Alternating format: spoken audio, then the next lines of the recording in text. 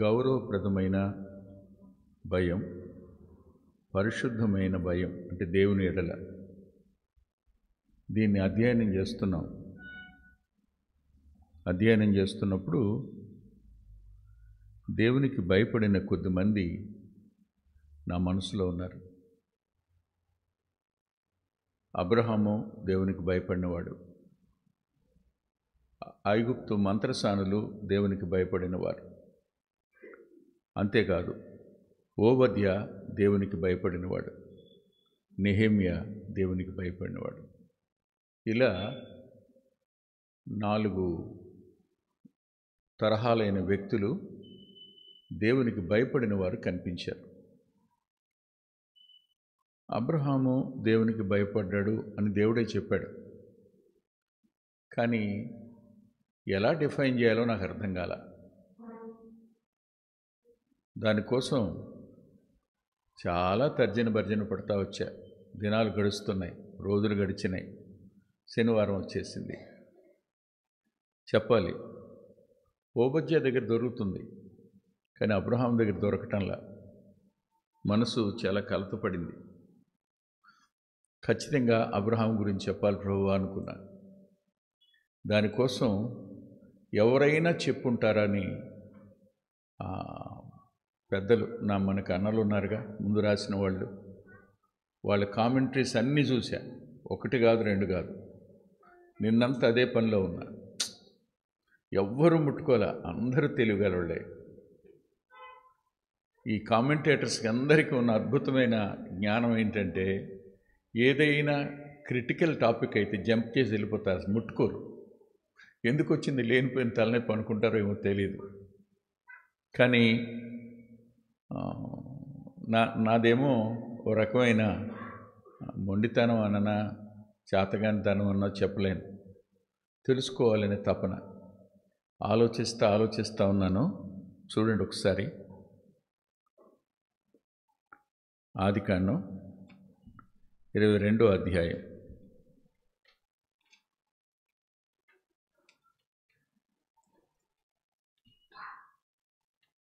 ఇరవై రెండవ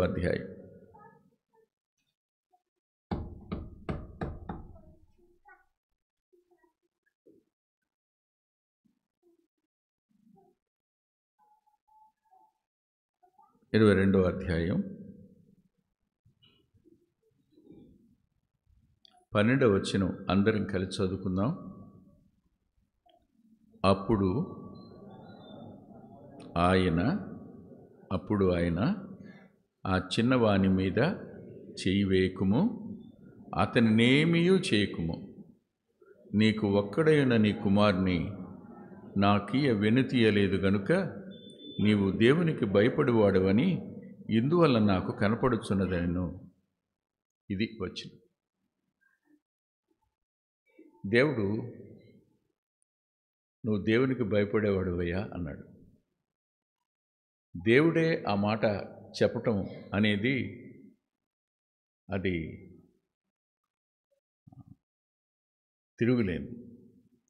ఎవరు చెప్పినా దానికి పెద్ద బరువు ఉండకపోవచ్చు, కానీ ప్రభువే చెప్తే ఇంక దానికి తిరుగులేదు. మనం విశ్వాస జీవితంలో ఉండే 4 ఎసెన్షియల్స్ గురించి మాట్లాడుకుంటూ వచ్చాం.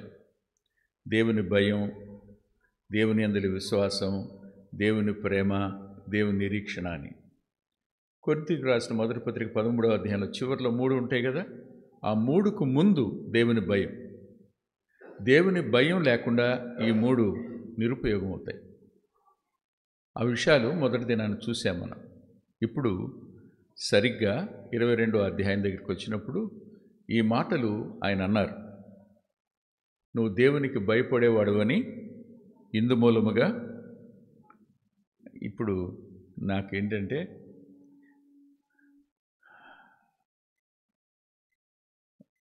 ఏన్షియంట్ స్కూల్ ఆఫ్ థాట్ ఉంది. దేవుడు అన్నీ తెలిసినవాడు కదా, దేవుడు అన్నీ తెలిసినవాడు కదా. తెలిసినవాడై ఉండి ఇప్పుడు నాకు తెలిసిందంటాడేంటి?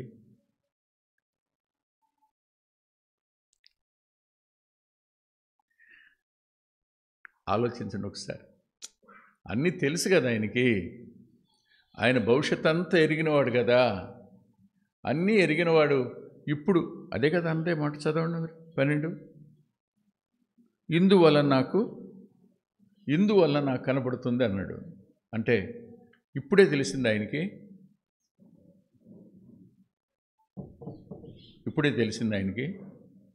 ఇంతకుముందు తెలియదా? ఎందుకు ఈ మాట చెప్పాడు?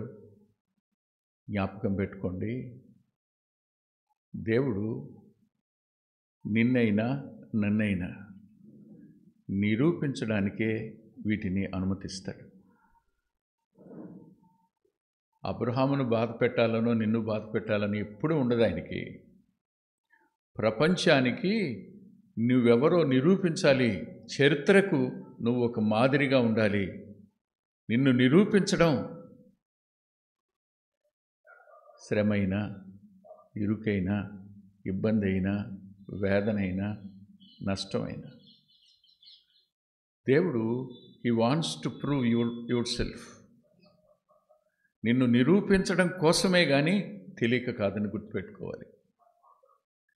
ఇది చదువుతున్నప్పుడు వ్యక్తిగతంగా మనం అర్థం చేసుకోవడానికి వ్రాయబడిన ఓ అద్భుతమైన సంగతి.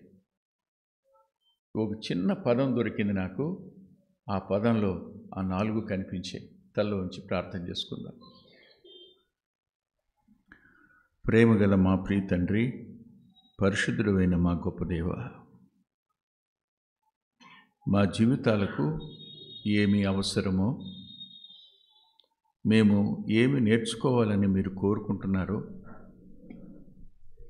అనేక మంది మా ప్రియులైన పరిశుద్ధులు దాటి వెళ్ళిపోయిన చోట తెలివి తక్కువతనంగా నేను నిలబడ్డానేమో నాకు తెలీదు. కానీ మీరిచ్చిన తలంపును ఈ ఉదయకాలం ఈయన పిల్లలతో పంచుకుంటూ ఉండగా మీ ఆత్మ నింపుదల దయచేయండి. చెప్పవలసిన రీతిగా చెప్పవలసినంత మాత్రమే చెప్పడానికి నీ దాసుని మీరు నియంత్రించండి. మీ ఆత్మచేత నింపండి. మీరు మా అంతరంగాలకు ఆదరణను, ఓదార్పును, ధైర్యాన్ని అనుగ్రహించండి. మీ యందు మేము సంతోషించలాగున ఈ మా సమయాన్ని దీవెనగాను జీవసహితంగాను మార్చండి. మీ కృపకే అప్పగించుకుంటూ యేసుక్రీస్తు ప్రభువారి పేరిట ప్రార్థిస్తున్నాం తండ్రి, ఆమేన్. ఈ సందర్భంగా నాకు దొరికిన ఒక్క మాట, ఒకే ఒక పదం, ఏ లిటిల్ వర్డ్. చూడండి 12వ వచనంలో, నీకు ఒక్కడై ఉన్న నీ కుమారుని నాకియ వెను తీయలేదు గనుక. అది మాట, వెను తీయలేదు గనుక ఇందు మూలముగా నువ్వు దేవునికి భయపడేవాడు. అబ్రహాము వెను తీసినవాడు కాడు. మొట్టమొదటిసారి వెను తీయక అనే మాట, వెను తీయకపోవడం అనే ఒక ఆలోచన అబ్రహాము దగ్గరే పరలోకం మనకు నేర్పుతున్న పాఠం. వెనుతీయడం అనే పదం. ఈ వెనుతీయడం అనే పదం చాలా ఆశ్చర్యంగా ఉంది. మనం ఆలోచించండి, ఎన్నిసార్లు వెనుదీస్తుంటాం, ఎన్ని విషయాలు వెనుదీస్తుంటాం. మీరేమన్నారు? మీరు ఇలా అనుకున్నారు, ఈసారి జాన్యువరి వస్తుంది, ఆమె బర్త్డే వస్తుంది, నాకు బోనస్ వస్తుంది, ఖచ్చితంగా తన కోసం నేనేం చేస్తాను చెప్పండి. మనసులో ఒక నిర్ణయం తీసుకున్నారు. కానీ ఆ రోజు ఇంటికి వచ్చి మీరు మాట్లాడుతుండగా అమ్మాయి మీ అమ్మగారిని బాధ పెట్టే మాట ఏదో మీ దగ్గర అంది. వెంటనే మీరు ఏం చేస్తారు? మీ ఆలోచన వెనక్కి తీసుకుంటారుగా. కొన్నాం అనుకున్నాను కానీ కొనను అనుకుంటారు. అంటే ఏం చేస్తాం మనం? నిర్ణయం తీసుకున్న కార్యాచరణ దగ్గరికి వచ్చేటప్పటికి వెనదీసే వ్యక్తిత్వం మంది, వెనుదీస్తాం మనం. తోటి మానవుని విషయం కానీ దేవుని విషయం కానీ వెనుతీసే తత్వం కలిగిన మానవులం మనం. ఎందుకు ఈ మాట అంటున్నానంటే, యాక్చువల్గా దేవుని భయం ఒక వ్యక్తి అంతరంగంలో, భయభక్తులు ఒక వ్యక్తి అంతరంగంలో పుట్టడానికి మొట్టమొదటి కారణం చెప్పాను. అదేమిటి గుర్తుందా మీకు? లేదా? దేవుని ఆత్మ వలన అని. చూడండి, యెషయా గ్రంథంలో 11వ అధ్యాయం 2-3 వచనాలలో దేవుని ఆత్మ ద్వారా అని ఉంటుంది అక్కడ.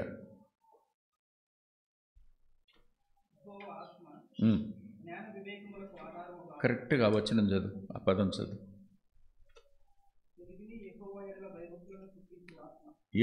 భయభక్తులను పుట్టించు ఆత్మ, దైవాత్మ పుట్టించడం.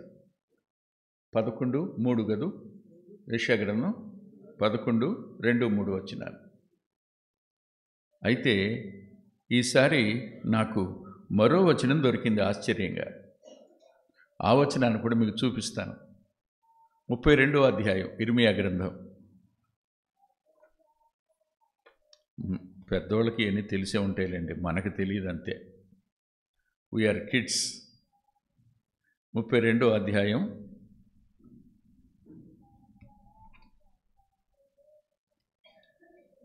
40వ వచనం.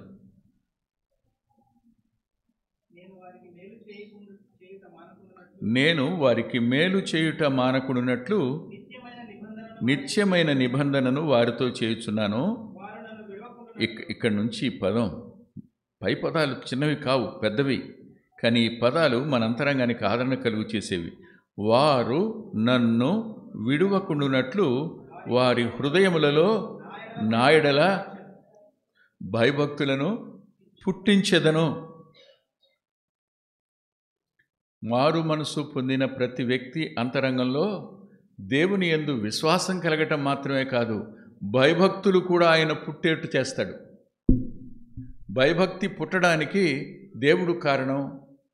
ఆయన ఆత్మయ్య ఉన్నాడు కదా, అందుకని అక్కడ ఆత్మ అని ఇక్కడ దేవుడని రాశారు అంతే. ఆయనే పుట్టడానికి కారణం.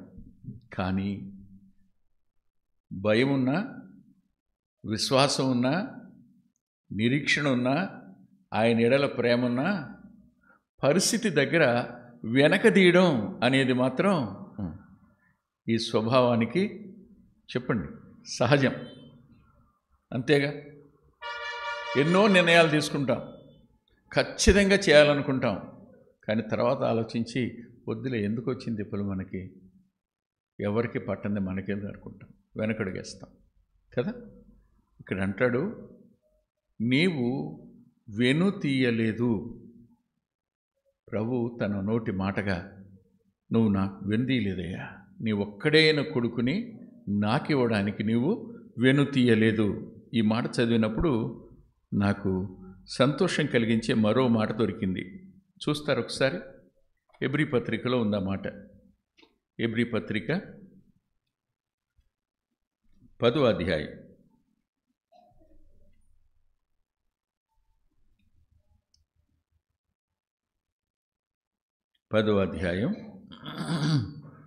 38వ వచనం. నా ఎదుట నీతిమంతుడైన వాడు విశ్వాసం మూలముగా జీవించును గాని అతడు వెనుక తీసినేడల అతని యందు నా ఆత్మకు సంతోషం ఉండదు.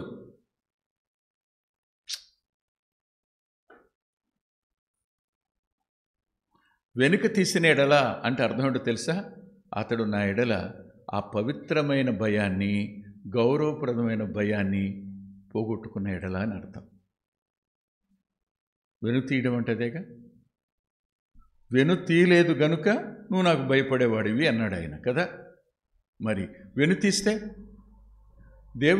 దేవుని ఎడల గౌరవప్రదమైన భయం కానీ, దేవుని ఎడల పవిత్రమైన పరిశుద్ధమైన భయం కానీ మనకుంటే వెను తీయం. అవుతుంది, అవని ఏమవుతుంది అనుకుంటాం కదా.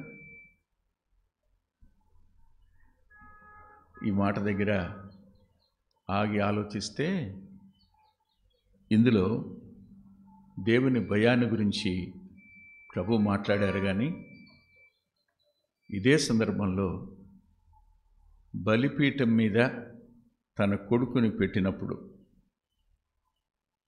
ప్రభు మాట్లాడుతూ ఏమన్నారు? 22వ అధ్యాయంలో, నీకు ఒక్కడై ఉన్నా నీవు ప్రేమిస్తున్నా అన్నాడా? బలిపీఠం మీద కొడుకును పెట్టగానే ఏమి రుజువైంది? వీనికంటే నిన్నే ఎక్కువ ప్రేమిస్తున్నానయ్యా నేను.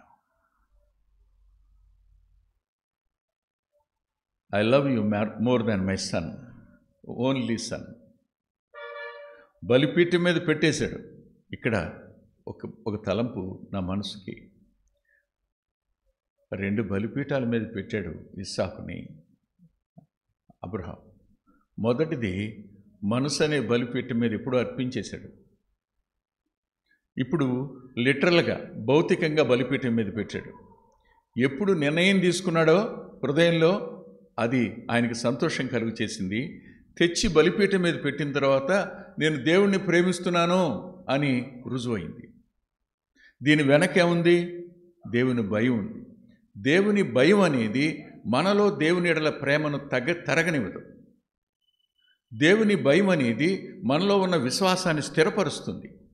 దేవుని ఎడల గౌరవప్రదమైన పరిశుద్ధమైన భయం అనేది నిరీక్షణ కలిగి ఉండేటట్టు చేస్తుంది. ఈ దేవుని భయం ఎంత అద్భుతమైందో. కానీ మనలో నుండి ఆ భయాన్ని తగ్గించడానికి అపవాది ఎప్పుడు ప్రయత్నం చేస్తూనే ఉంటాడు. మీరు ఆలోచించినప్పుడు అబ్రహాము అంతరంగంలో భయాలు రాలేదా? భయం లేదా ఆయనకి? భయాలు కలిగి ఉండవా? కలిగి ఉంటాయి కదా. అందుకనే శారమ్మకి చెప్పుండడు కదా. చెప్పాడా? ఎవరు మాట్లాడట్లా, మౌనంగా అయిపోయారు. నాకు తెలిసి శారమ్మకు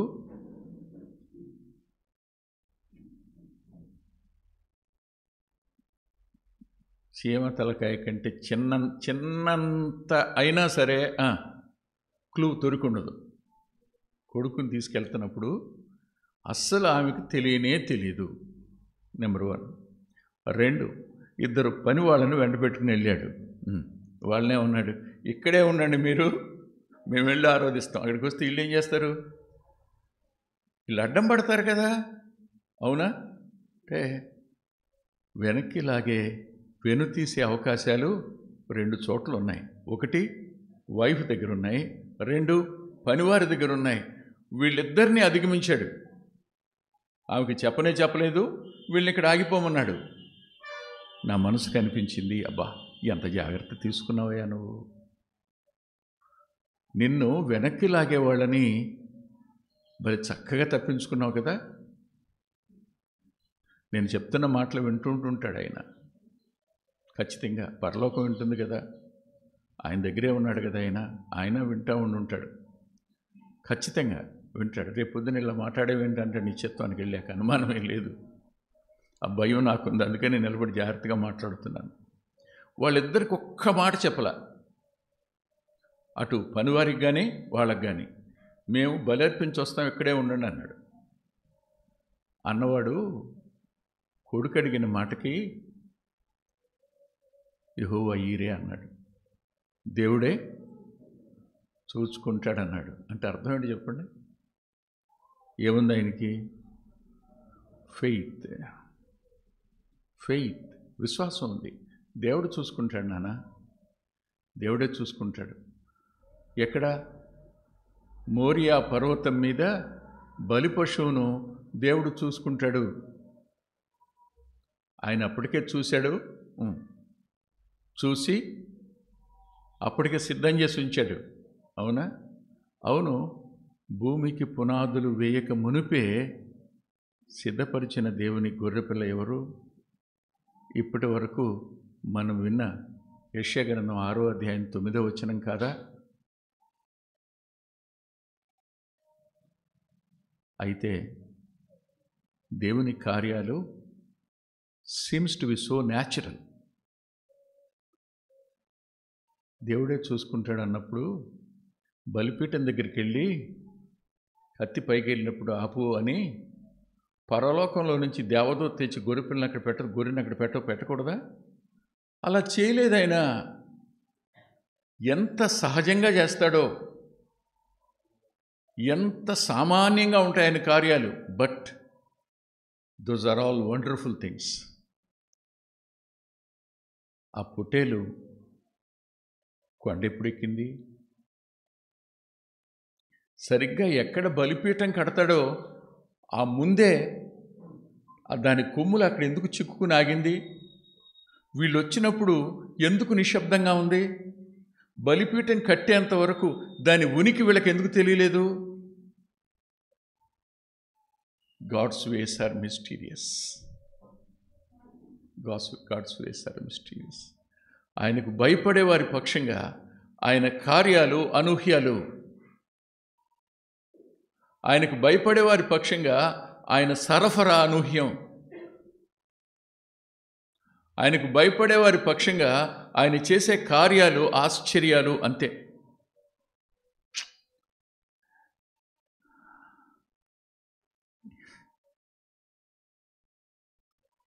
కత్తి పైకెత్తాడు.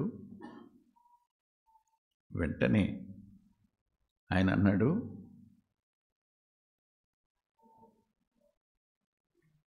ఏమన్నాడు? ఎక్కడి నుంచి? పరలోకంలో నుండి, భూమి మీద కాదు ఈ స్వరం.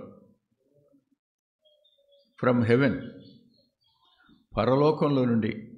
సహజంగా ఆకాశము నుండి అని రాయాలి. చాలాసార్లు ఆకాశం ఆకాశం అని రాసి ఉంటుంది పరలోకానికి కూడా. కానీ ఇక్కడ స్పష్టంగా పరలోకం నుండి అనే పదం అంటే భయం కలిగి దేవుని ఎడల ప్రేమ కలిగిన వారి కొరకు పరలోకం నుండి తన స్వరాన్ని వినపింపచేసేటువంటి దేవుడు ఆయన. విచిత్రం చెప్పనా? పరలోకం, క్షమించండి ఈ మాట నేను దేవుణ్ణి అంటున్నాను, ఆయన కూడా వింటున్నాడుగా. పరలోకం తొందరపడింది. ఇంకో మాట చెప్పనా? పరలోకం కంగారు పడింది. అందుకనే 2 సార్లు అబ్రహామా చదవండి.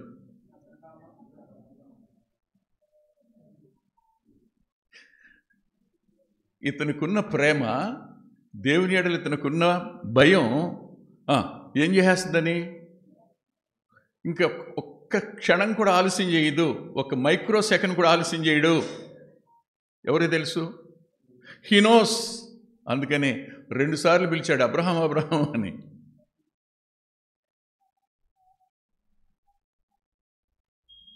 జేపీ గారికి నాకు సంభాషణలో ఒక చిన్న పోలికుంది. ఆయన ఫోన్ చేశారనుకో, నేను సార్ అంటాను. నేను ఫోన్ చేస్తే ఆయన సార్ అంటాడు. 2 సార్లు అనేది మీ ఇద్దరమే, ఇంకెవరు మాట్లాడుకోం. మేము మాట్లాడుకున్నప్పుడు వారు ఫోన్ చేస్తే నేను సార్ అంటాను. నేను ఫోన్ చేసినప్పుడు కూడా ఆయన సార్ అని 2 సార్లు అంటారు. 2 సార్లు ఎందుకంటాం? వీఆర్ ఎలర్ట్ అని. చెప్పండి సార్ ఏంటి? ఊరికనే ఫోన్ చేయరు, అనవసరంగా ఫోన్ చేసే తత్వం లేదు. సార్ అని అన్నప్పుడు మొత్తం పరలోకం అంతా ఎంత అటెన్షన్ పే చేసిందో మోరియా మీద.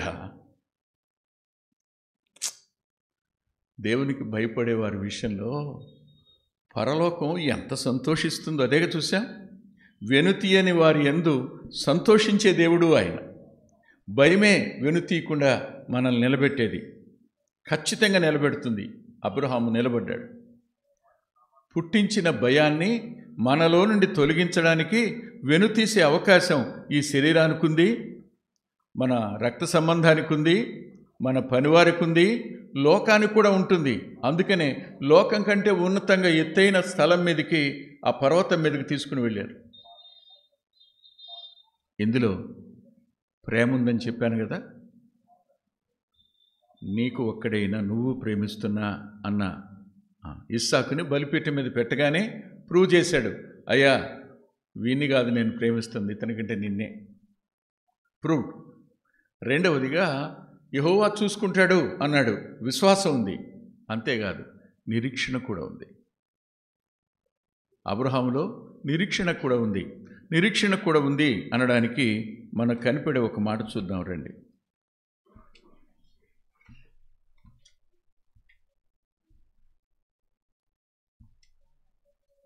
విశ్వాసానికి చాలా మాటలు చూపించవచ్చు, కానీ చూపించదలుచుకోలేదు.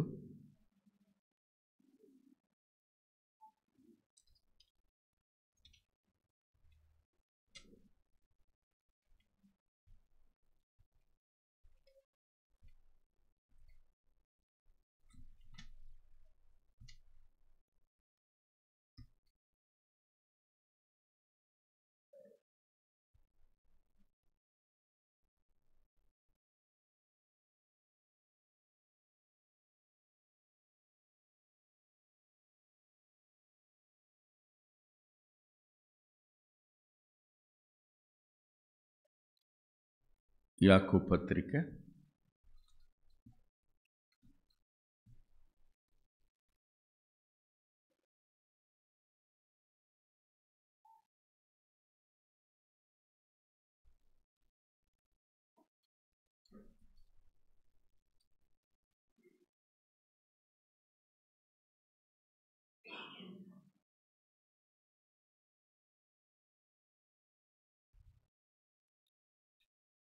2వ అధ్యాయం 21వ వచనం.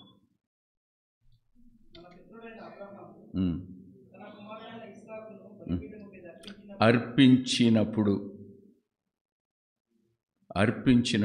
ఈ పదం మీకు అర్థమైందా? అర్పించినప్పుడు ఏం జరిగింది?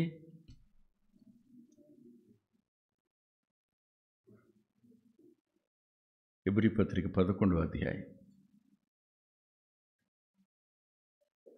17 నుంచి 19 వచనాలు. అబ్రహాము శోధింపబడి విశ్వాసమును బట్టి ఇస్సాకును బలిగా అర్పించెను. ఎవడు ఆ వాగ్దానములు సంతోషముతో అంగీకరించెనో ఇస్సాకు వలనైనది నీ సంతానమనబడును అని ఎవరితో చెప్పబడినో ఆ అబ్రహాము మృతులను సహితము లేపుటకు దేవుడు శక్తిమంతుడని ఎంచినవాడై. అంటే అతనిలో ఏముంది? హోప్, నిరీక్షణ ఉంది. ఏం పర్వాలా,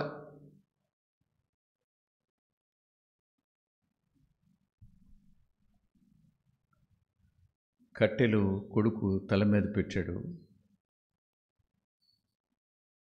మన పాపాలన్నీ తండ్రి కుమారుని మీద మోపాడు.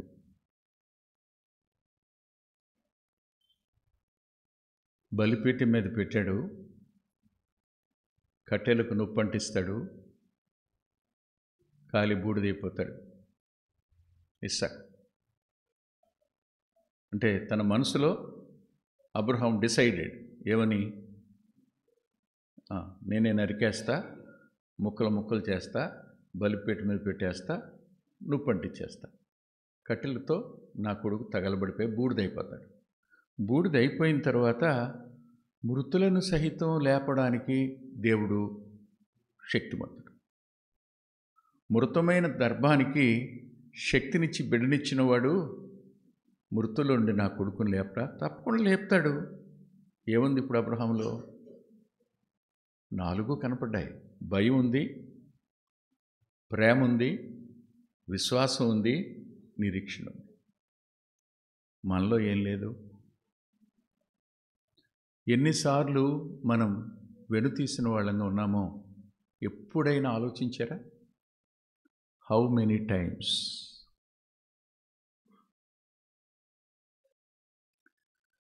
దుఃఖం ఇది, బాధ కూడా. మనం పశ్చాత్తాపడవలసిన మొదటి సంగతి ఏమిటి అంటే, మేము వెనుతీసేవారం ప్రభువా, వెనుతీసేవాళ్ళం. పశ్చాత్తాపడాలి అనడానికి నాకు మరో వచనం దొరికింది, చూడండి. యెషయా గ్రంథం 59వ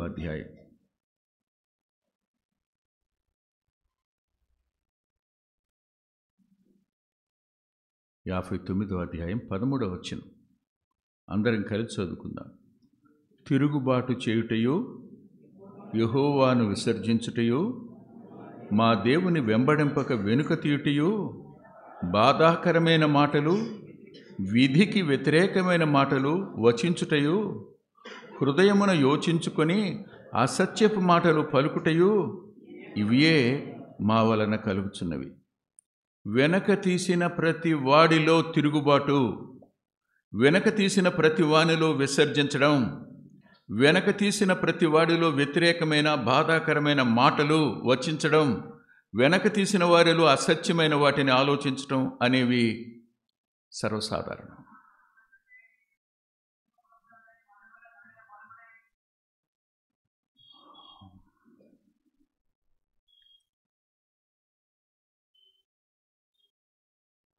ఆత్మీయ జీవితంలో జారిపోవడం అనేది వెనక తీయడం. నిరాశపడడం వెనక తీయడం. నిర్ణయాన్ని మార్చుకోవడం, దేవుని దగ్గర వెనక తీయడం, ఇవన్నీ వెనక తీయడం దగ్గరే వస్తాయి. ఎప్పుడు వెనక తీసామో భయం లేదు, ప్రేమ లేదు, విశ్వాసం లేదు, నిరీక్షణ లేదు అని కాదు, ఉన్నాయి. కానీ అవన్నీ ఏమయ్యాయి? అల్పంగా అయిపోయాయి. అవిశ్వాసులు కాదు, అల్ప విశ్వాసం.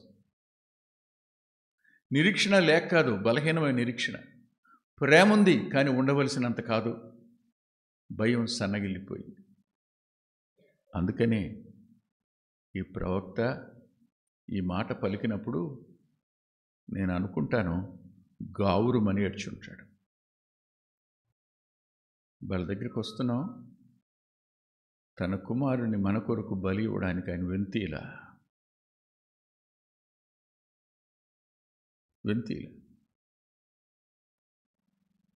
మన నుంచి ఏమొస్తుందని.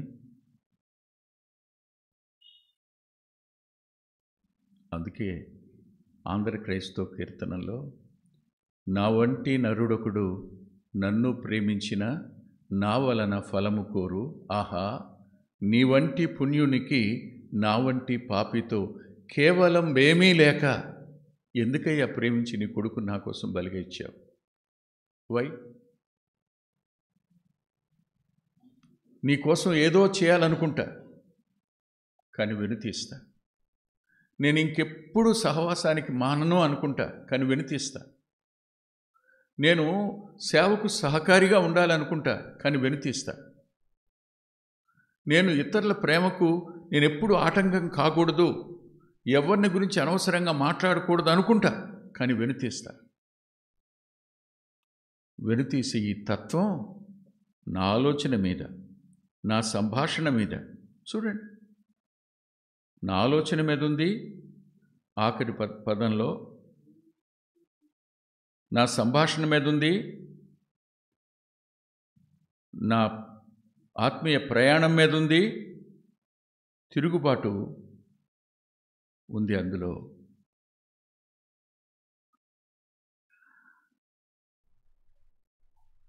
అందుకేనయ్యా మా దోషములు మాకు తెలిసే ఉన్నాయి,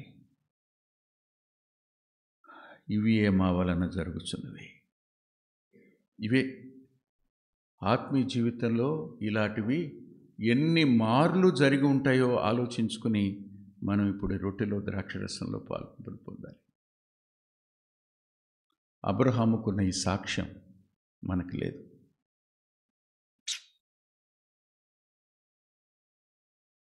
మన తండ్రి అబ్రహాం అని చెప్పుకుంటాం విశ్వాసంగా, విశ్వాసం వలన. కానీ భయం వలన కూడానా,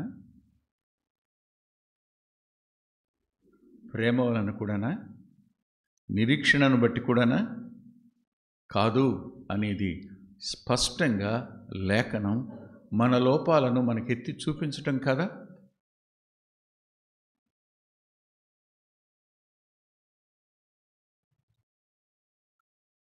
హెబ్రీ గ్రంథకర్త ఆ వచనాన్ని చూపించి 38వ వచనంలో ఆయన సంతోషిస్తాడని చూపించి, ఆయన సంతోషాన్ని ఇంకా అధికం చేయాలనే ఆలోచన చొప్పున 39వ వచనం రాశాడు. చూడండి, 10:39, హెబ్రీ 10:39. అయితే మనము నశించుటకు వెనుక తీయువారం కాదు. అంటే ఆయన కోసం చచ్చిపోవడానికైనా సిద్ధమే, వెనుక తీయడం మనం అని.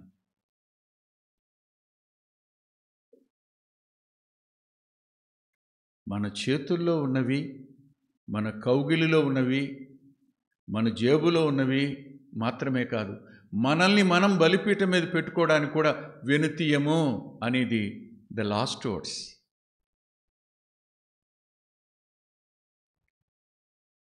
ఇప్పుడు చెప్పండి, మనం సరిగా ఉన్నట్టేనా? దేవుని భయం దగ్గర ఆయన సంతోషపెడుతున్నట్టేనా? కాదు అనేది నిర్వివాదాంశం. చర్చి కూర్చుంటే ఆయనతో నువ్వు నేను తల వంచుకుని కూర్చోవలసిందే, కానీ తల ఎత్తి ఆయనతో ఒక మాట పలకడానికి కూడా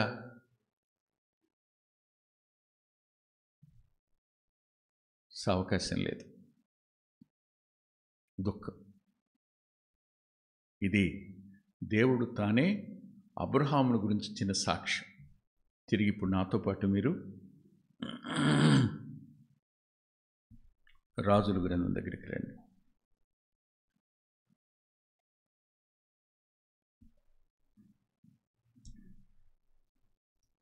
రాజులు మొదటి గ్రంథం 18వ అధ్యాయం.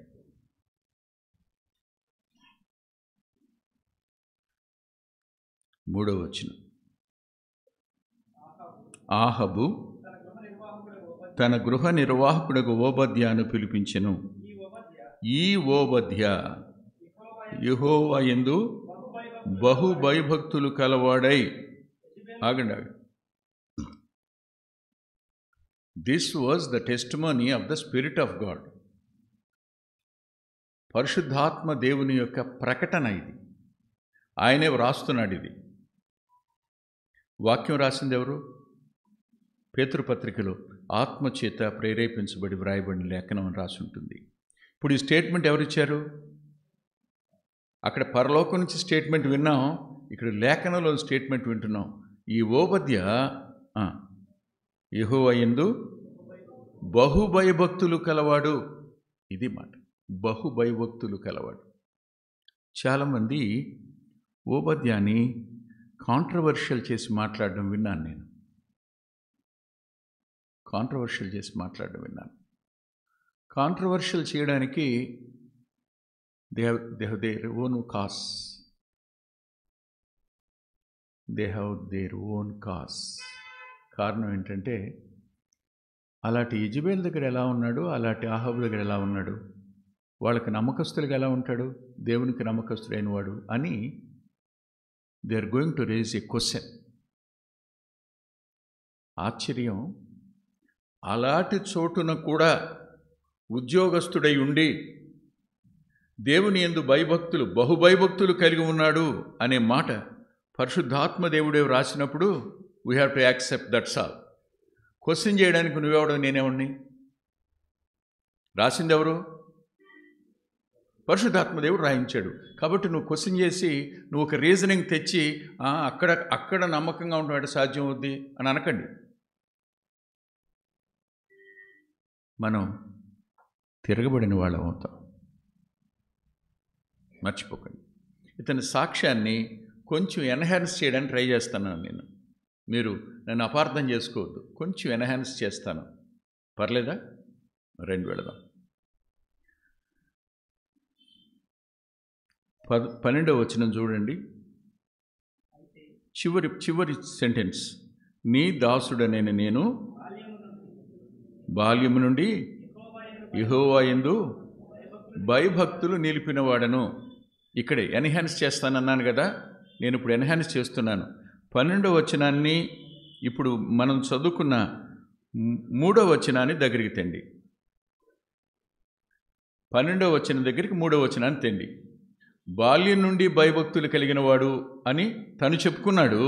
పరిశుద్ధాత్మ దేవుడు ఇప్పుడు గృహ నిర్వాహకుడు అయిన తర్వాత భయభక్తులు కలిగిన వాడయ్యాడని రాశాడు.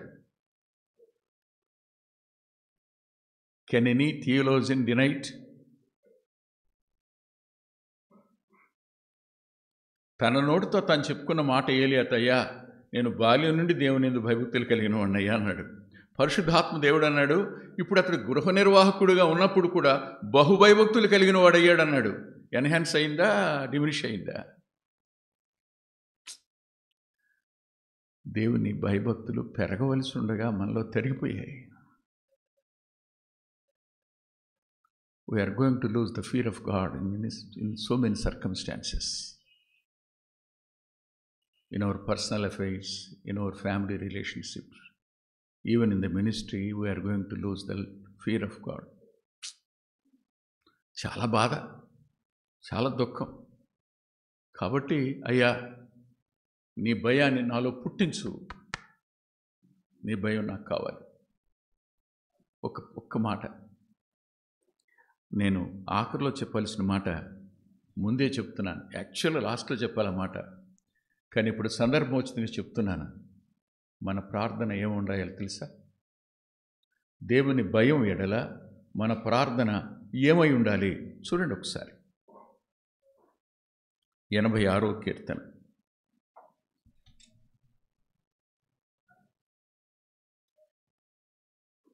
11వ వచనం. యెహోవా, నేను నీ సత్యమును అనుసరించి నడుచుకున్నట్లు నీ మార్గమును నాకు బోధింపుము. నీ నామమునకు భయపడునట్లు నా హృదయమునకు ఏకదృష్టి కలుగు చేయి. అయ్యా, నీ భయంలో నేను కొనసాగాలి, నీ నామానికి నేను భయపడాలి, గడగడ వణకాలి. ఏకదృష్టి కలుగు చేయ్యా. నా మనసు నీ మీద పెట్టుకుని నడవడం నాకు నేర్పించు. నా కనుదృష్టి నీ మీదే ఉండేట్టుగా సాయపడు. రెండు తలంపుల మధ్యన నేను తడబడకుండా ఉండడానికి ఏకదృష్టి నాకు కలుగు చేయి, భయాన్ని కాపాడుకోవడానికి. What a wonderful prayer.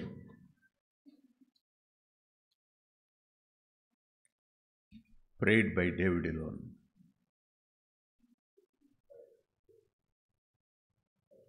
దావీదుకి దేవుని భయం యొక్క విలువ తెలుసు అన్నమాట. మనకు తెలియదు అంతే. దేవుని భయం ఉంటే కల్పించి మాట్లాడగలమా? దేవుని భయం ఉంటే చెడ్డవారిని సంతోషపెట్టడం కోసం లేనిపోయిన మాటలు పలకగలమా?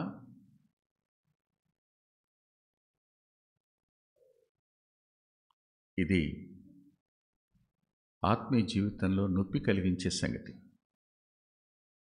ప్రభు అన్నాడు, నేను వర్షం కురిపించబోతున్నాను, నీవు ఆహాబును పిలిపించు అన్నాడు. సరిగ్గా ఏలియా ప్రయాణమై వెళుతూ ఉండగా జస్ట్ దానికి ముందు జరిగిన ఇన్సిడెంట్ ఏమిటంటే, ఎక్కడా నీరు లేదు దేశంలో. పశువుల మందలు దప్పిక తీర్చుకోవడానికి నీటి ఊటలు ఎక్కడైనా మిగిలిన్నాయా, నీరు ఎక్కడైనా కొద్దిగాన్నా ఉండుంటుందా అని ఆలోచించి ఎవరినో పంపడానికి ఇష్టం లేక ఆహాబు తనంతట తాను బయలుదేరాడు నీటి జాడ కనుక్కోవడానికి. దేశమంతా తాను తిరగలేడుగా. అందుకని తన వలనే బాధ్యతాయుతంగా పనిచేయగలిగిన వ్యక్తి ఎవరైనా ఉన్నారా ఆ దేశంలో అంటే ఒకే ఒక్క వ్యక్తి కనపడ్డాడు, ఓబద్య. అందుకు ఓబద్యాన్ని పిలిపించాడు. ఈ వైపు నేను ఎడతాను, సగం వైపు నువ్వు వెళ్ళు. ఇటువైపు నేను చూస్తాను, అటువైపు నువ్వు చూడు. ఈ కరువులో, ఈ నీటి కొరత దగ్గర నేను ఇటు వెతుకుతాను, నువ్వు అటు వెతుకు అని ఓబద్యాన్ని సాగనంపాడు ఆహాబు. ఓబద్యా బయలుదేరి వెళుతూ ఉండగా ఏలియా ఎదురొచ్చాడు. ఏలియా ఎదురొచ్చి ఓబద్యానన్న మాట ఓబద్యా వెలువెలవెల్లాడిపోవడానికి కారణమైంది. Somebody is speaking, who I don't know. ఎవరో మాట్లాడుతున్నారు మధ్య మధ్యలో. మీరు రెస్పాండ్ అయ్యి ఊ అన్నా ఆ అన్నా, that is going to be hindrance to my guidance of the spirit. అసలే అరకొరగా ఉండి మాట్లాడుతున్నాను నేను. Please cooperate with me. 18వ అధ్యాయం 11వ వచనం. ఏమన్నాడు?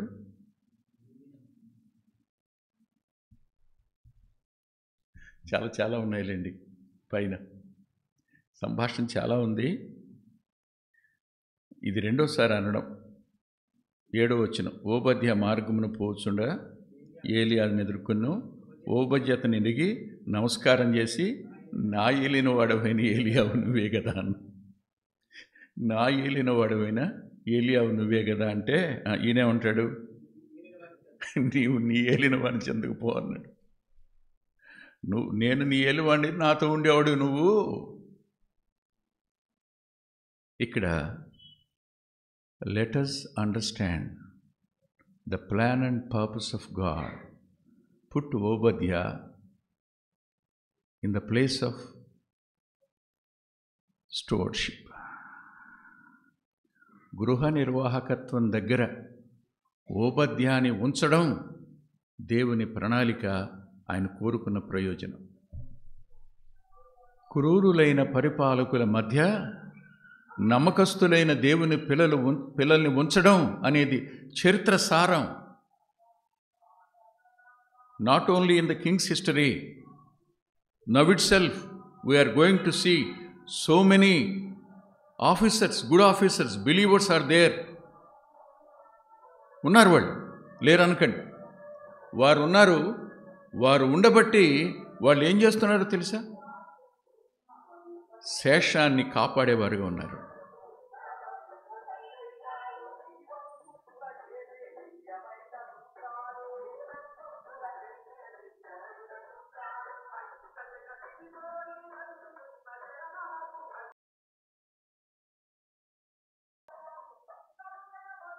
దేవుడు క్రూరులైన పరిపాలకుల మధ్య తన యందు బహుభయభక్తులు కలిగిన వ్యక్తులని ఉద్యోగస్తులుగా ఉంచగలిగిన సమర్థుడు ఆయన.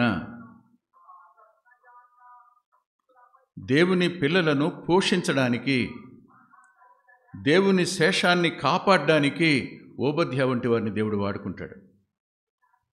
That is true. మనం ఒకే ఒక్క వైపుకు ఆలోచించుకుంటూ వెళ్ళిపోతే మనకిది అర్థం కాదు, వాళ్ళ మీద కోపం వస్తుంది మనకి. ఇతను చేసిన పని చూడండి దయచేసి.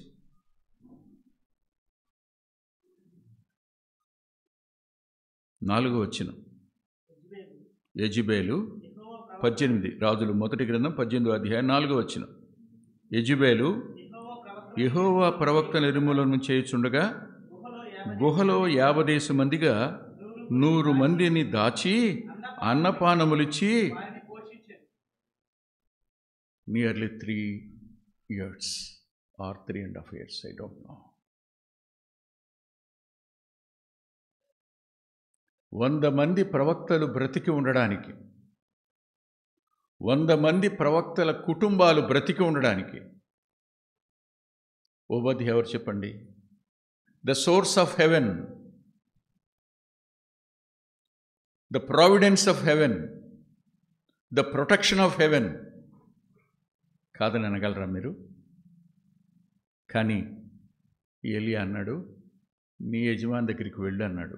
అప్పుడు అంటున్నాడు, అయ్యా నేను బాల్యం నుండి యెహోవా యందు భయభక్తులు కలిగిన వాడిని అయ్యా, నా భయం చెప్పనా నీతో?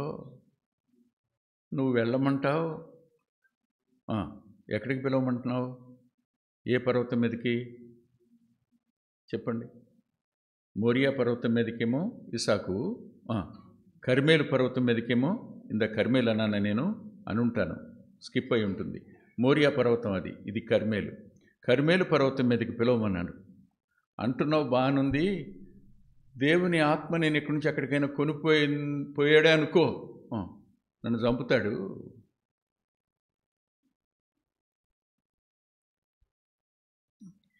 A man in between the fear of God and also the fear of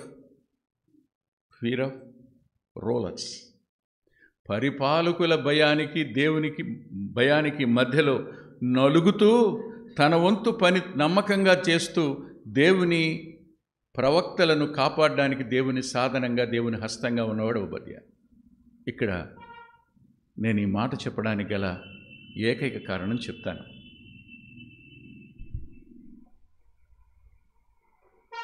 నన్ను ప్రాజెక్ట్ అయిపోలేదా? అయిపోయిందిగా. సరే చూడండి, నేను ఈ మాట చెప్పడానికి నాకు ఓ చిన్న కారణం ఒకటి ఉంది. ఆ కారణం ఏంటంటే లూకా సువార్త 1వ అధ్యాయం.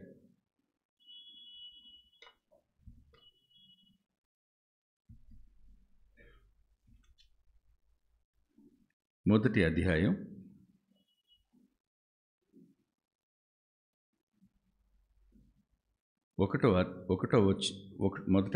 50వ వచనం.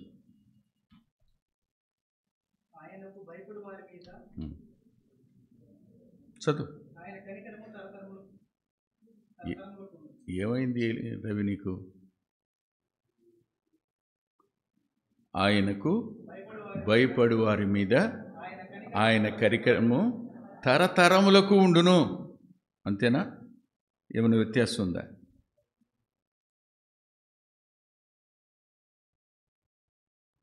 ఇప్పుడు లూకా సువార్త 6:36 చదవండి. కాబట్టి మీ తండ్రి కనికరము గలవాడై ఉన్నట్టు మీరును కనికరము గలవారయుండుడి. దేవుని భయం, ఆయన కనికరం మన మీద ఉండడానికి గల కారణం, ఆయన కనికరం మనం పొందడానికి గల కారణం. కనికరం పొందినవాడు ఆ కనికరాన్ని చూపించకుండా ఉండలేడు. దేవుని భయం కనికరం చూపడానికి కారణం అవుతుంది. ఓబద్య దేవుని భయం కలిగి 100 మందికి కనికరాన్ని చూపినవాడు అయ్యాడు. ఇవాళ కనికరం దగ్గర కూడా వెనతీయొచ్చుగా, తెలిస్తే ప్రాణం పోద్దుగా, పోదా? నేను బలిపీఠాలు పడగొట్టి ప్రవక్తల్ని చంపుతుంటే 100 మందికి నువ్వు ఫుడ్ పెడతావా?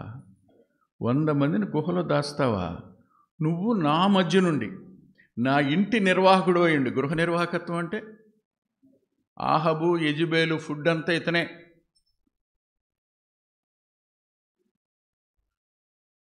ఆ ఇంటికి అవసరమైన సమస్తాన్ని చూసేది ఇతనే. అరే నువ్వు నా ఇంట్లో ఉండి దేవుడు ఎక్కడ పెడతాడు?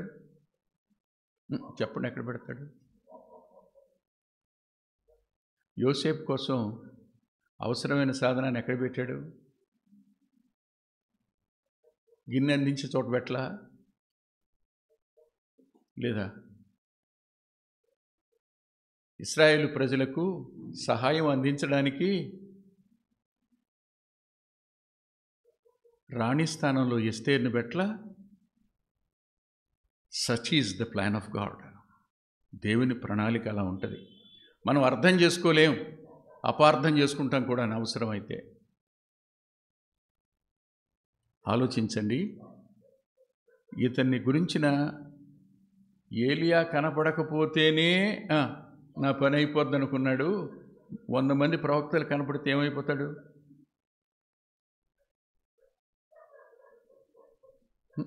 మాట్లాడండి. కానీ కనికరం చూపడంలో వెనక్కి తీసాడా? తీలేదుగా. దేవుని భయం అనేది నీవు కనికరం చూపడానికి కారణం, హేతువు అవుతుంది. అనుమానం లేదు.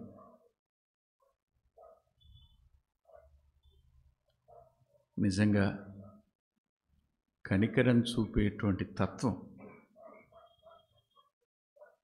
దేవునికి ఇచ్చే తత్వం, both are one in the sight of God. దేవుణ్ణి ప్రేమించడం కానీ, పొరుగువాని కనికరం చూపడం కానీ దేవుని దృష్టిలో ఒకటే. అల్పులైన నా సహోదరులో ఒకనికి నువ్వు నాకు చేసితివి గనుక నాకును, అంటే వాళ్ళకి అన్నం పెట్టావు, నాకు పెట్టినట్టే. వాళ్ళకి బట్టలు ఇచ్చావు, ఇచ్చింది ప్రచారం చేయబాకండి, ఇచ్చింది యూట్యూబ్లో పెట్టబాకండి, ఇచ్చింది పేపర్లో వేయించుకోకండి ప్లీజ్. అప్పుడు ఆయనకి పెట్టినట్టు కాదు. మనందరికీ ఏం కావాలి? రాజారావు గారి రాసిన పుస్తకం దిద్దుతా ఉన్నాను నేను.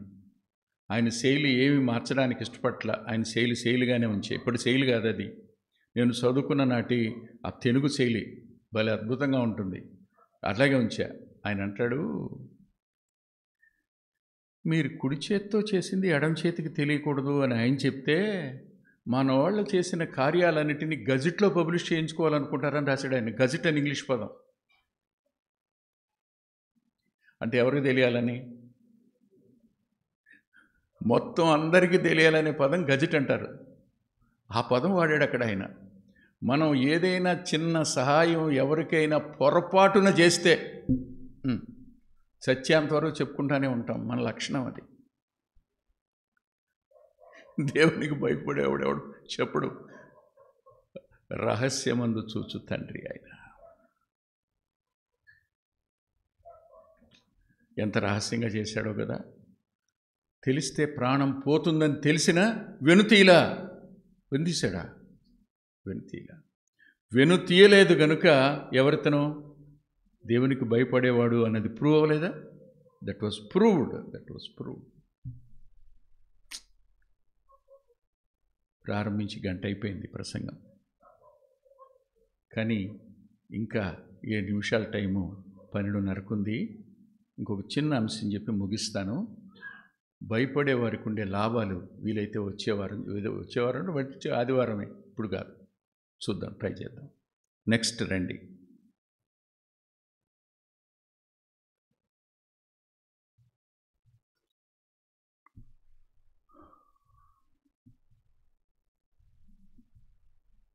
నెహెమ్యా గ్రంథం.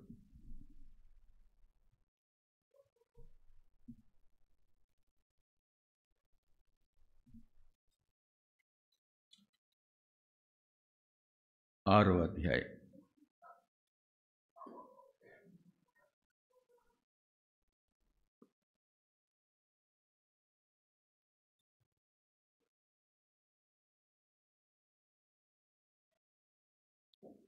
వచనం. ఇందువలన నాకు భయము పుట్టగా నేను అతడు చెప్పినట్లు చేసి పాపములో పడుదునని అనుకొని నా మీద నింద మోపునట్లుగా నన్ను గూర్చి చెడు వార్త పుట్టించుటకు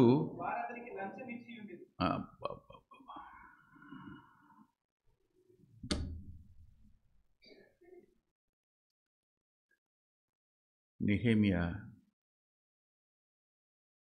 దేవునికి భయపడేవాడు.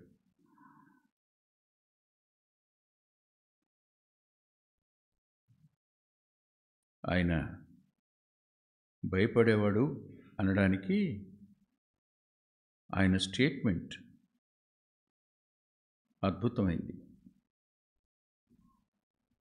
ఒక మాట ఆయన తన నోటితో తాను పలుకుతాడు. 5వ అధ్యాయం 9వ వచనాలు. మరియు నేను మీరు చేయనది మంచిది కాదు, మన శత్రువులైన అన్యుల నిందను బట్టి మన దేవునికి భయపడి మీరు ప్రవర్తింపకూడదా? నెహెమ్యా మన ప్రవర్తనను దేవుని భయం నియంత్రిస్తుంది అని స్పష్టంగా అర్థం చేసుకున్న వ్యక్తిత్వం కలిగిన వాడు ఆయన. దేవుని భయం ఉంటే అలా మాట్లాడం, దేవుని భయం ఉంటే అలా ప్రవర్తించం, దేవుని భయం ఉంటే అలా కల్పించం, దేవుని భయం ఉంటే అలా దేవుణ్ణి గాయపరచం. దేవుని భయం లేకపోవడం అనేది స్పష్టంగా మనలో కనిపించే సంగతి.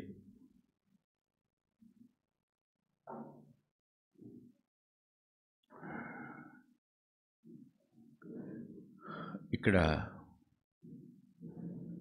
కొద్దిమంది గోడ కడుతున్నప్పుడు వారు తమ పిల్లల్ని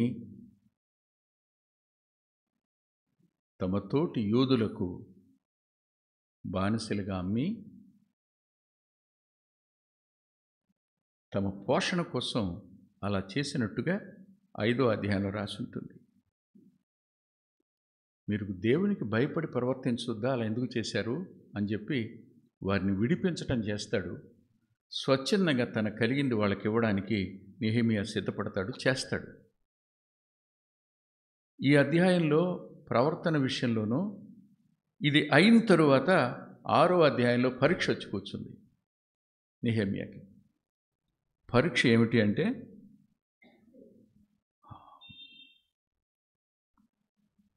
షమయా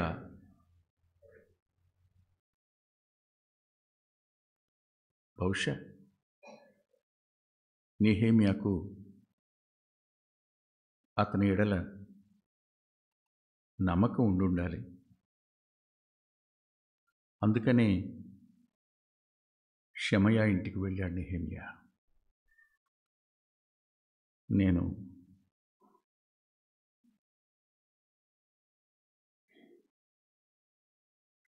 భక్సింగ్ అన్న లాస్ట్ డేస్లో, అంటే లాస్ట్ డేస్ అంటే పడక మీద కాదు, బాగానే ఉన్నాడు, లేచి నడిచి వెళుతున్న రోజులేదు. ఆయన ఈవినింగ్ బై 4కి ఫిబ్రవరి నుంచి బయలుదేరి ఒక సంఘ పెద్ద గారు ఉన్నారు, ఆయన పేరు చెప్పనులేండి, ఆ ఇంటికి నడిచి వెళ్ళేవాడు. ఆయన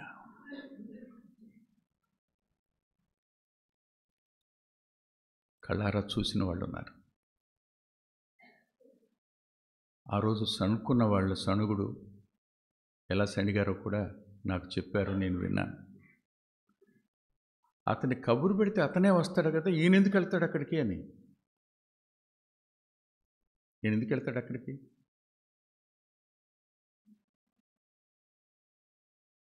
ఒంటరితనం.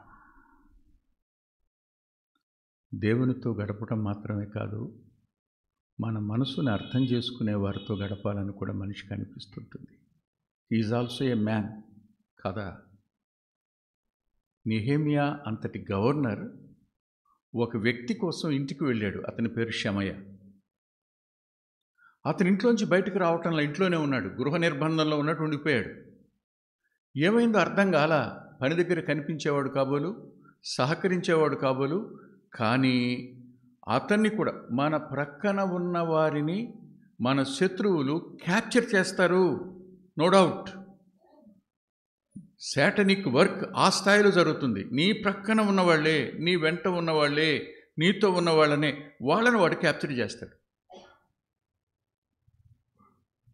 నెహెమ్యాతో ఉండే షమయ నిర్బంధించబడ్డాడు. నిర్బంధించబడి షమయాకి ఒక వార్త అందింది. ఎవరి వల్ల, ఎందుకు అందిందో కింద రాస్తాడు చూడండి, భలే బాధాకరమైన మాట.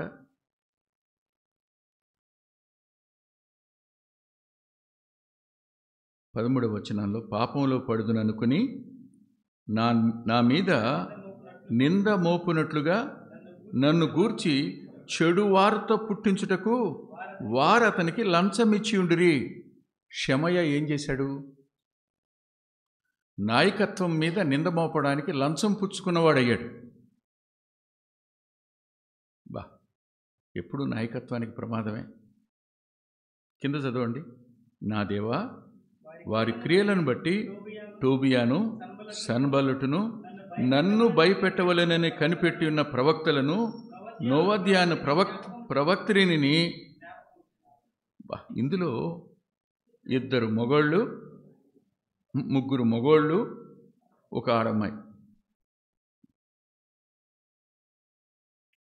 నెహెమ్యాకి భయం కలుగు చేయాలి. వాళ్ళు వస్తారు, నిన్ను చంపేస్తారు, నేను చంపాలని తీర్మానం చేసుకున్నారు. ఇదేక కబురు. చూడండి 10వ వచనం 2వ భాగంలో, అతడు షమయ వచ్చి ఏమన్నాడు? రాత్రి కాలమందు నిన్ను చంపుటకు వారు వచ్చేదరు గనుక దేవుని మందిర గర్భాలయము లోపలికి మనం పోయి తలుపులు వేసుకుందాం రెండని చెప్పాడు. ఎవరితో? నెహెమ్యాతో. షమయ, ఇదిగో ఈ రాత్రికి నేను చంపేస్తారంట, పక్కకి తీసుకెళ్ళాడేమో, మెల్లగా చెవిలో చెప్పాడేమో, ఓ పని చేద్దామా, గర్భాలయంలోకి వెళ్ళిపోదాం, తలుపులు వేసుకుందాం అన్నాడు. అవును, ఆలయం ఇప్పుడుందా? ఉంది. కానీ అందులో సేవా కార్యక్రమాలు ఏమైనా జరుగుతున్నాయా? లేవు. కాలిపోయిందిగా, తెరచి లేదుగా. ఇప్పుడు దేవాలయం లోపల గర్భాలయంలో ఏముంది? మందసం ఉందా? లేదు కదా. ఇవన్నీ పట్టుకుని పోబడ్డాయి, మందసాన్ని ఇక్కడ దాచారు, ఉపకరణాలన్నీ పోయినాయి, ఖాళీది ఇప్పుడు దేవాలయం. అందులో గంగాళం లేదు, ఏమీ లేవు, వస్తువులేమీ లేవు, ఒట్టిపోయిన దేవాలయం అది. అందులోకి వెళ్ళి దాక్కుంటే తప్పేంటి? పరిశుద్ధ ఆలయం కనుక అక్కడ దాక్కుంటారని ఎవరు అనుకోరు. అందులోకి ప్రధాన యాజకుడు తప్ప ఎవరూ ప్రవేశించకూడదని లేఖనం చెప్తుంది కదా. ఇప్పుడు ఆ కార్యకలాపాలు ఏమీ జరగకపోయినా మనం అక్కడికి పోయి దాక్కుంటే శత్రువులు అక్కడికి రాకుండా ఉంటారు అని నెహెమ్యా మనస్సులో పరిష్కార మార్గాన్ని చూపించినట్టు చూపించాడు. ఒకవేళ ఆ మాటకు అతడు లోబడి వెళ్ళాడనుకోండి, ఏమయ్యా ఇతన వాక్యాన్ని అనుసరిస్తాడా, మనకు నాయకుడా, మనకు బోధ చేస్తాడా, పరిశుద్ధాలయంలోకి అడుగుపెట్టాడయ్యా ప్రధాన యాజకుడు తప్ప ఎవడు వెళ్ళకూడదు చోటికి అనరా. అలాంటి చెడు వార్త పుట్టించడానికట అతనికి లంచం ఇచ్చారంట.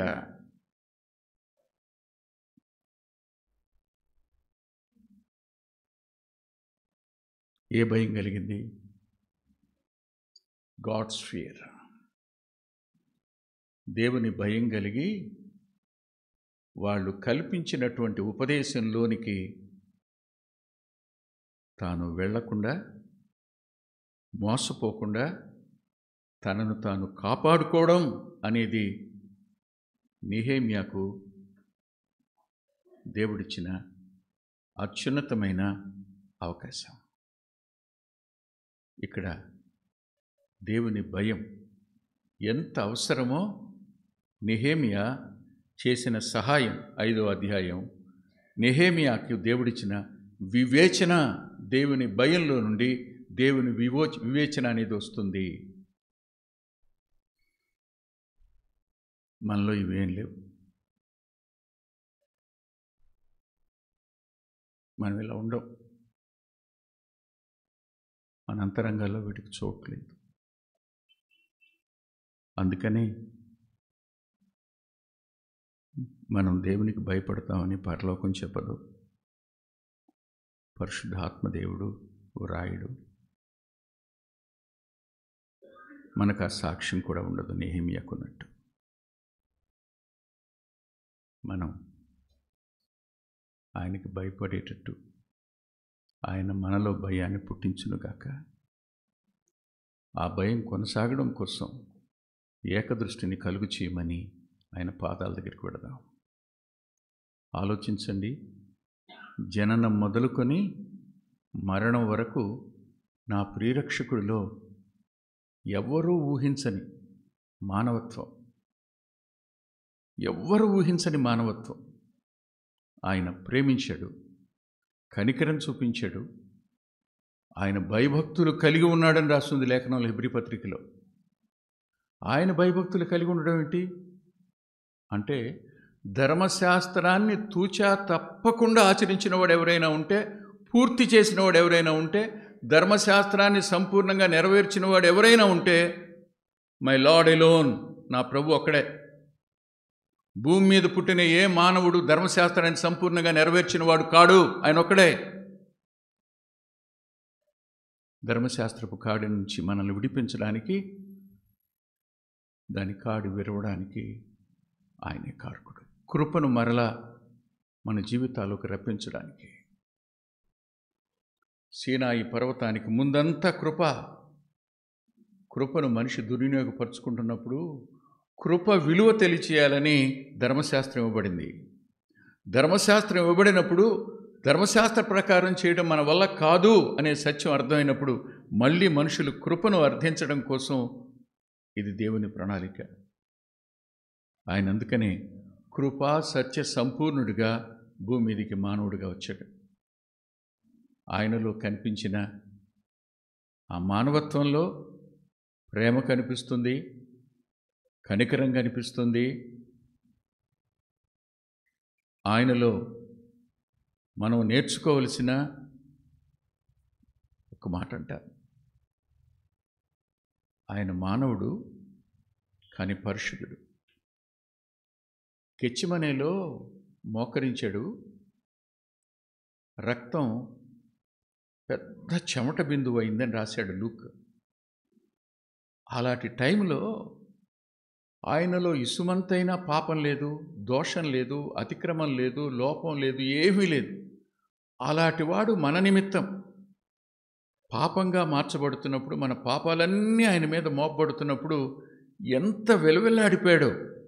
విలవిల్లాడినవాడు నీ చిత్తమైతే అన్నాడు. అయినా నీ చిత్తమే. ఏముండి దేవుడు కానీ ఈ మానవత్వం మీద పరిశుద్ధమైన ఈ రక్తాన్ని చిందించవలసిన చోట మన పాపాలన్నీ ఆయన మీద మోపబడినప్పుడు మన కోసం చిందించే ఆ రక్తం, ప్రతి రక్తపు బొట్టు ఏం ప్రకటిస్తుందో, ప్రతి రక్తపు బొట్టు ఏం మాట్లాడుతుందో, ప్రతి రక్తపు బొట్టు ఎంత కార్యాన్ని అనూహ్యంగా అదృశ్యంగా జరిగిస్తుందో ఆ పరిశుద్ధుని జీవితంలో నుంచి మనం నేర్చుకోవాలి. తనను తాను ఇస్సాకునకు బదులుగా బలిపీఠం మీద అర్పించుకున్నవాడు, నా అంతట నేనే నా ప్రాణాన్ని పెడుతున్నాను అన్నవాడు, స్వచ్ఛందంగా తనకు తాను అప్పగించుకున్నవాడు. తండ్రి బలవంతంగా చేతులు కాళ్ళు కట్టి బలిపీఠం మీద పెట్టడం కాదు, హీ హిమ్సెల్ఫ్, నీకోసం నా కోసం. మనం భూమి మీద భయం కలిగిన వాళ్ళంగా, ప్రేమ గలవాళ్ళంగా, ఆయన ఎడల విశ్వాసం గలవాళ్ళంగా, నిరీక్షణ కలిగిన వాళ్ళంగా, కనికరం చూపించే వాళ్ళంగా, భయం కలిగి ప్రవర్తించే వాళ్ళంగా ఉండాలని కోరుకుంటున్నప్పుడు ఇవి మనలో ఎక్కడున్నాయి? పశ్చాత్తాపడదాం, మోకరిద్దాం. దయగలిగిన మా గొప్ప తండ్రి, కృపగలిగిన మా దేవ, ఎంతైనా నమ్మదగిన వారు మీరు. మీ కార్యాలు గొప్పవి, ఆశ్చర్యాలు మా జ్ఞానానికి అందం.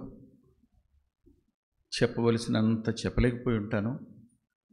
చెప్పిన కొద్ది మాటల్లో మీరే పూచి వహించి కార్యం చేసి నీ పిల్లల అంతరంగాలలో వారు వాటిని ధ్యానిస్తూ అనేక రెట్లు పెంచుకుని వారు నమ్మకంగా నీ కొరకు జీవించే కృపనిమ్మని, యోగ్యమైన రీతిలో పాల్పొంగులు పొందే కృపను కూడా దయచేయమని, మహిమను ఘనతను ఆరోపిస్తూ ఉండగా స్వీకరించండి అని యేసుక్రీస్తు ప్రభు వారి పేరిట ప్రార్థిస్తున్నాం తండ్రి. ఆమేన్.